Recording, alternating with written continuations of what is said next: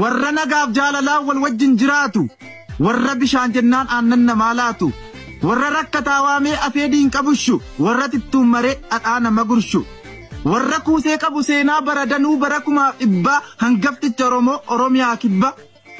Utuu warri waan aadaa Oromoo ijaan argaa dadhabu, utumatti duulanii sirni gadaa akka cabu.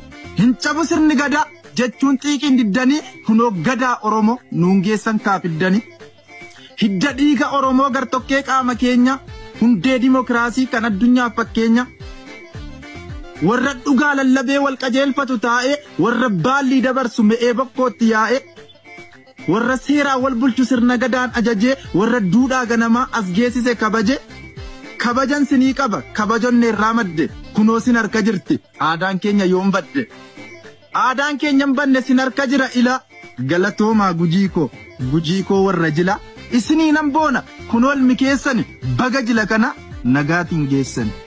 Qabbana kaayee, obbolaan soole balloo, narraa buute barree, obbolaan soole balloo.